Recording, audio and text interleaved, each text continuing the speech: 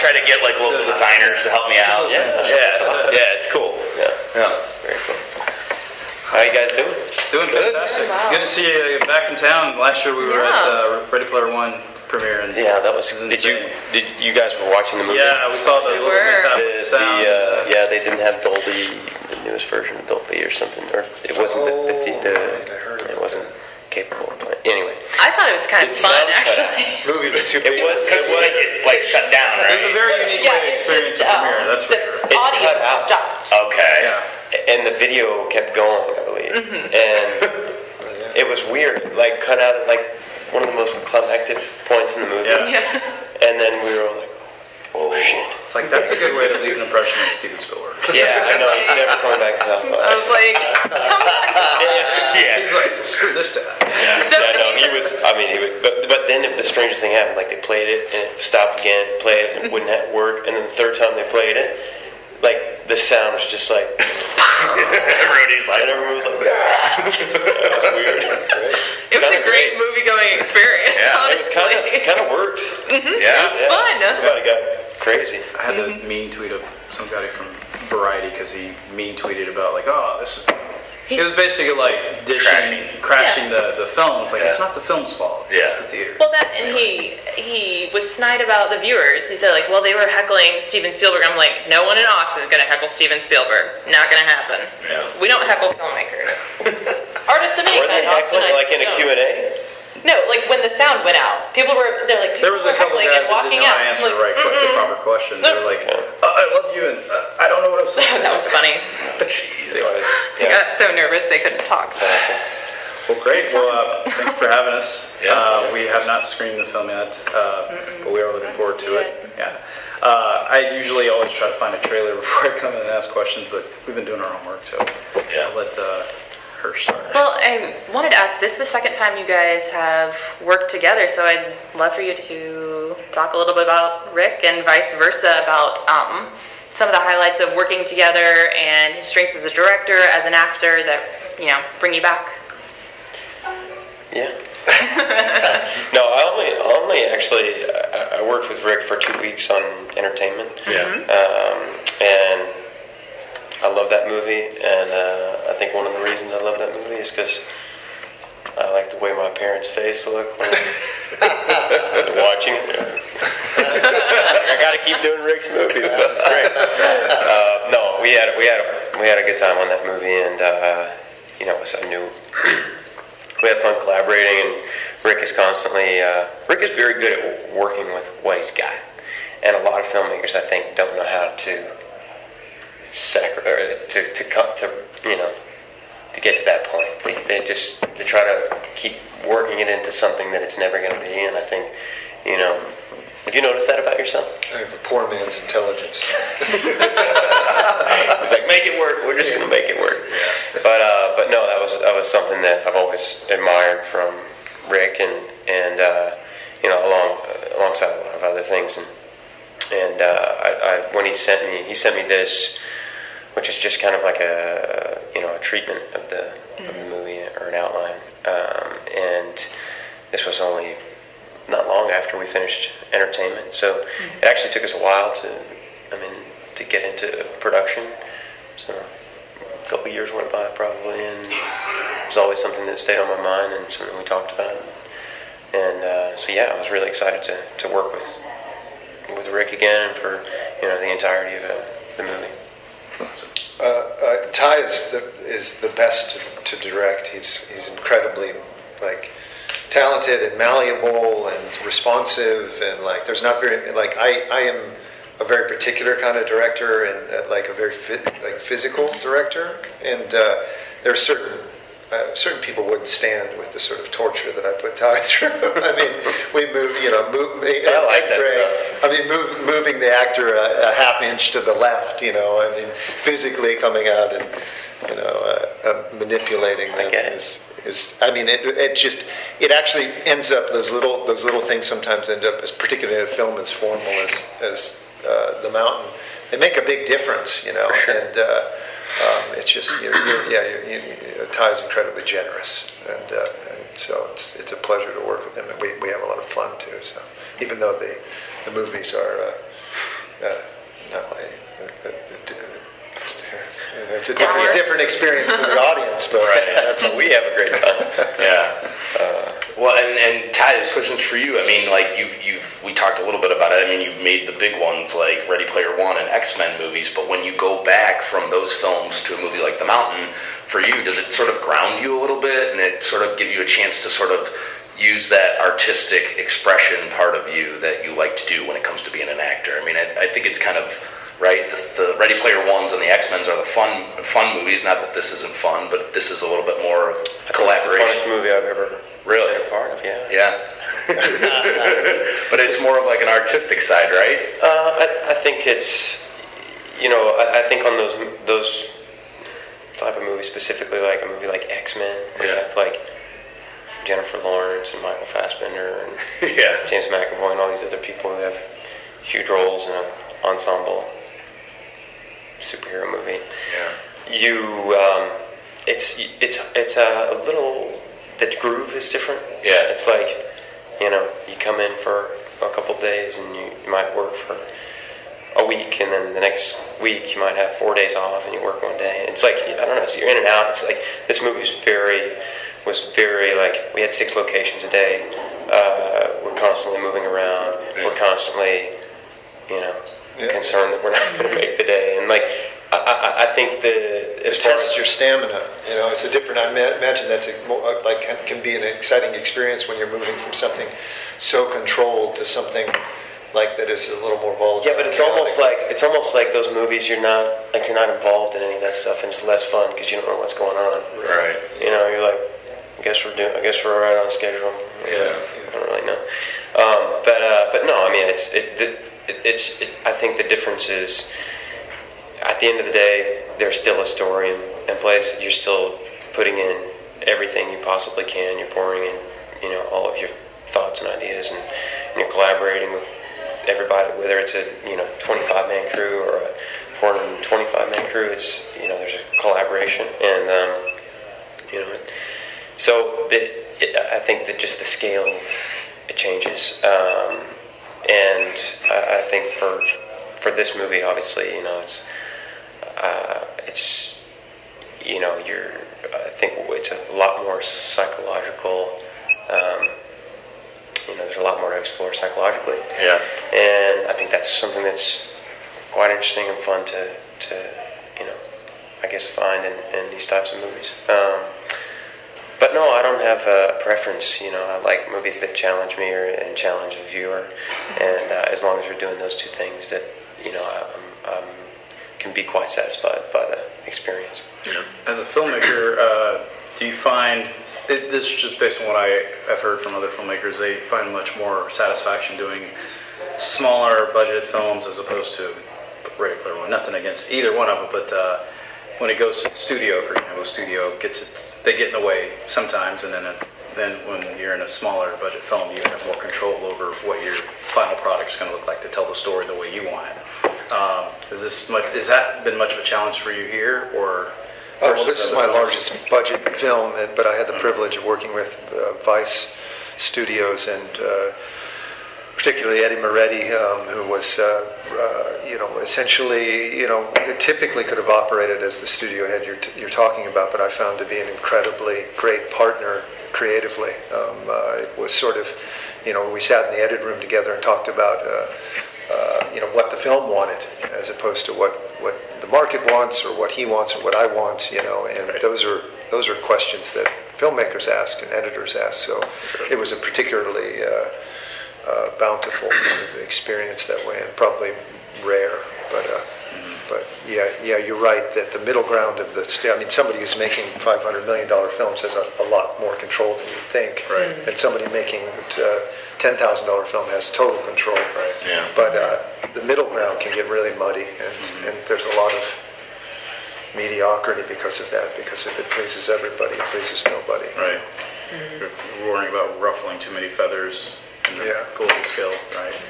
Well, we're really looking forward to it. When is the? I actually don't know when the next screening is. Sorry. Of the movie? Yes. Tonight. Tonight? Okay. 8:30, yeah. Okay, awesome. great. Yeah, I did want to kind of take a different direction really quick. You talked about roles that challenge you and challenge the viewer. When you're dealing with subject matter that's as delicate as mental health and something that is still very stigmatized in the U.S., especially among women, I find personally, how do you kind of keep your actors safe on set when you really don't know everyone's personal history, their family history, who's dealt with what in their life? Do you know what I mean? Sure, yeah. That's an interesting question. I think that you haven't seen the film yet, right? No, I haven't been to it. It's like very much not a realist film. I mean, it's like, well, I mean, insofar as that, I think that the experience of films that aim toward that are less sort of like formally obsessed and more content driven is that becomes even more delicate because it's at least psychologically replicating a reality, and Sure. it feels like the responsibility is much higher. I mean, there are scenes and shots in this that look like a wax museum. Right. It looks like a painting, and it's so I think that you're dealing in the realm of ideas a lot more than you are dealing in the realm of pure representation. Sure. Yeah. And so the film even makes it a point to talk about art and representation, and there's a line that Denis Lavant says at one point about a picture of a mountain, that's not a mountain, it's a picture, So it's constantly bringing the audience back to the formal elements and the artificial. That having been said, it still is inevitably representational, but it's sort of the stakes have changed because the fiction of the thing is made very apparent, the politics of mental illness are obviously very, very tender. There is the scene of the woman where she says, my boy was outside the last time I saw him, and he says, what did you do? And she says, I brought him in like a totally kind of normal explanation. What interests me about that is that the audience, it's the context that creates a lot of, except distress. I mean, there's distress in mental illness, but particularly in the mid-century, there were a ton of people that should never have been treated as mentally ill, whether they were women in menopause or homosexual men, that were lobotomized by freedmen, who the characters loosely based on structurally. But the context creates the impression of insanity sometimes,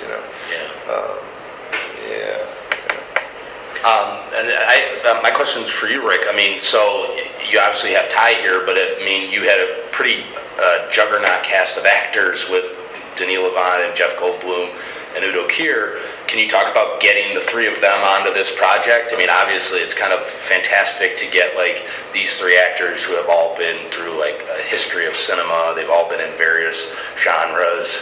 Did you know you wanted those three guys specifically to work in these roles? Inevitably, even the casting process for a film like this that was difficult to get made initially can be long and cumbersome. Tye was attached for a long time, but then you're dealing with availability, and especially if you're trying to get particular sort of textures, and to me that those three actors and in those parts, there's a certain kind of available vitality and charisma and sort of intensity, that is really when you're a director, I think inevitably you're playing with frequencies, and something me and Tye talked about a lot, and he in the last interview called Andy like an anti-protagonist, and he sort of is that because he fails at delivering on and in some ways becomes much more real. He's almost the most real character in the entire film. Because he's so inaccessible, but we pulled him down and we evened him out, and then you ramp up this performance, that performance, and everybody was really generous, and there was a lot to play with there, and a lot of talent to play with. Awesome. Tye, I foresee, I know you're a young actor right now, and I would love to see you direct one day, because I feel like you have a lot of creativity. to be a guy I feel like you're going to learn a lot from. For sure. Yeah, and do you guys have any other projects ahead, like that you're planning to work with beyond this together? I'm sure. I mean, not yet. I'd love to do it again, but we'll figure out something. We're pulling ourselves off the operating table. We're still intact. Have you thought of directing? Yeah, I have. I mean, I've always. I think I've always been interested in story in any medium, in any format. So it was. I think because I always was looking for that escape as a child, and I was always drawn to it. And I was always my grandfather had a paint store. He managed a paint store for like 50 years, and he would take me to work with him during the summers when I was out of school. My parents were working. And he was working all day, so he would just give me a notebook, and he would say, if you can fill out that entire notebook and practice your writing, I'll give you $5 at the end of the day, and you'll have a nice, piggy bank at the end of the summer. And so I just started writing stories. So I've always loved story. And I think after I worked with David Green on Joe, which is my third film, I was 16 or 17. I was really inspired by filmmakers like Terry Malick and Jeff Nichols and Davey Green and guys like Rick, like these, for the most part, like Southern-based filmmakers who were, not your typical. They have your typical background, and they still were telling stories and connecting with people, and so I always been obsessed with those guys, and I think then it was like became interested in directing. But I mean, I think there's a time and a place for everything, and I couldn't say when it would happen. I expect it to happen. Still learning. Sure, absolutely. What was the vibe on set? Is Rick one of the directors? I've talked to a few types, and some say like I like to improv everything. Do what now? We did 300 takes of every shot, sometimes 200. Wow. Yeah, to get it exactly right. Okay, so you're a precision guy then. I am a precision guy, but we did two or three takes.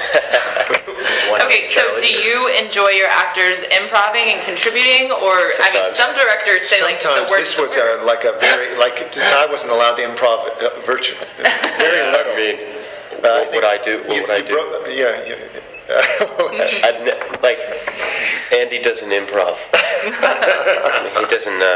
Yeah. But there's a little bit with Jeff and there's a lot. Strangely, not with Levant. I mean, physically he was improvised, but the monologue is dead on. It's the physical. It's all the physical stuff he brings to the role that was really like holy. You kind of just release him, right? I mean, you just say. Yeah, I mean, he's just like a force of nature. Yeah, he really is. I love the idea of like working in a very setting up very definite conditions and constraints, and then like creating a bit of chaos in it, even if but the chaos, I mean, like on entertainment, I seem to remember more of a... Sure, it was looser inside there, This was a hell of a lot less. The chaos was just in everybody's desire to be loose. Yeah, for sure. Yeah, I mean, even speaking to that kind of actually segues into my next question too for you, because I mean, there's not a lot of dialogue for your character. It's a lot of it's internally, and when you have to be that internal character, do you have to sort of put yourself in a different headspace prior to coming onto the set, or is it just you're just waiting to break out? There's lines to learn. Just gonna hang out.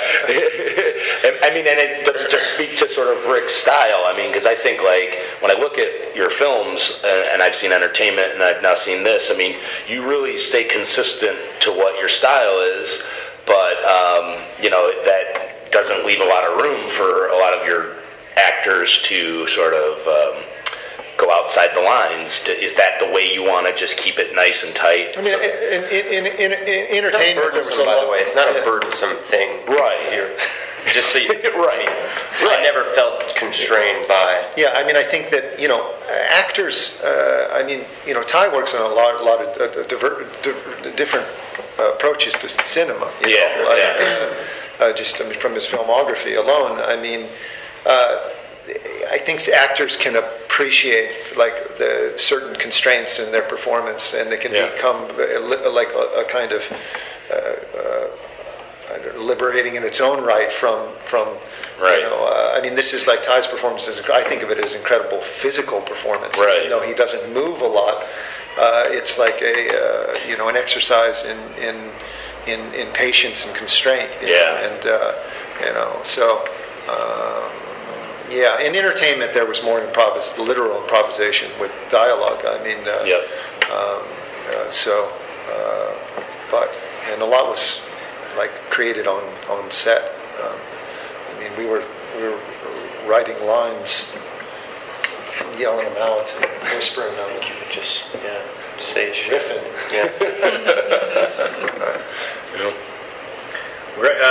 We can't get out of here without me asking you a food question, since we are food. Yes. Rick's very into his. Oh, you are? Or you're not? Or you are? Yeah. Rick is very into his. But I cook all the time. I used to work in the business. Oh, good. Oh, were you a chef? Well, I didn't like to call myself a chef, but I ran a kitchen and a vegetarian restaurant. Awesome. Created the menu, so I suppose in the contemporary sense. Yes. Okay. So yes, he's a chef. He is a chef. Now, are you a vegan? No, not a vegan. You're but from I like Austin. You have to have barbecue, right? No, I mean, I grew up in East Texas, and we would, instead of buying, a ton of beef from the grocery store, the deli, me and my dad would hunt and fish every year. Yeah. And so we would just, keep as much fish and venison freezer as we could, and then we would just eat that.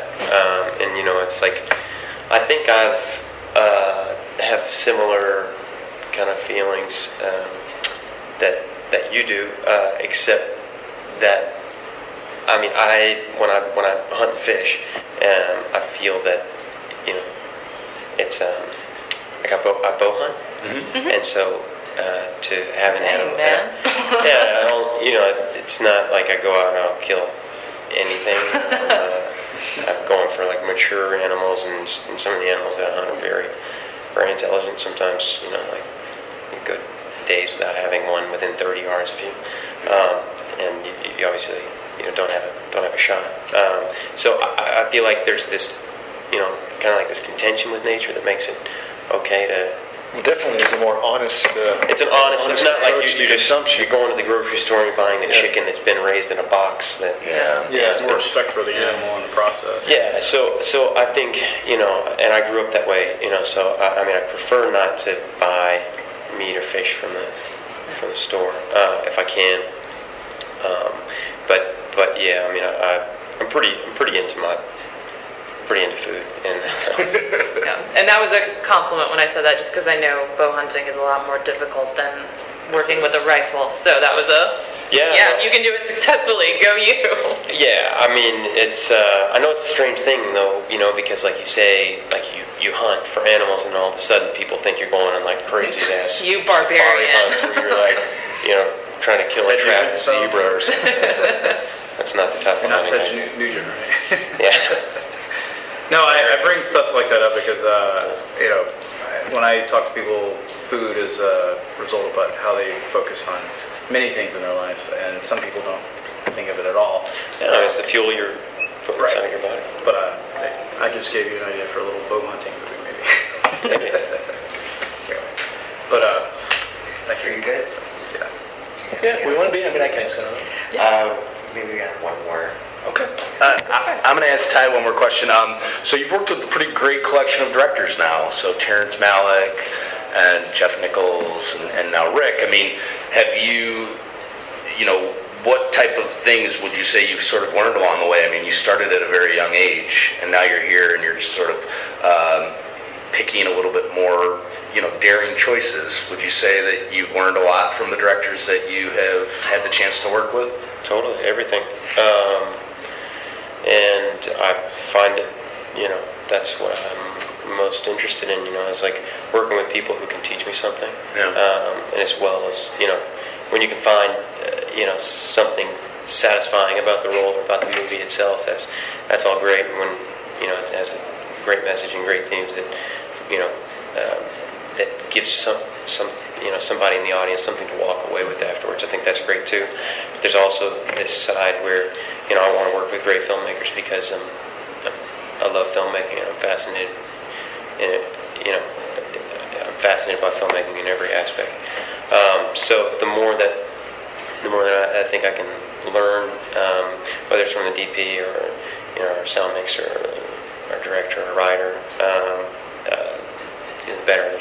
There's always somebody out there who thinks differently than the next guy, and it's just interesting to understand everybody's opinions and everyone's approach to a certain role. And I think that's kind of how I've always been with the acting stuff. I just kind of watched folks that I was working with, and I was like, okay, I guess that's how you.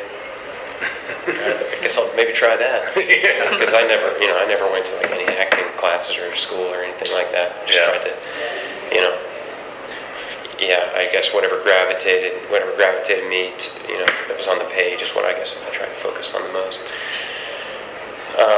and interpret that, through acting, I guess. But I think it's the same way with directing or writing. You're just embracing the strongest feelings, and you're trying to craft it in a way that fits into your perspective and will connect with people and connect them through media. Awesome. Thanks so much. Thank you. Yeah. Okay, thank you. Congrats again. Yes. Yes, it's great. Thank you.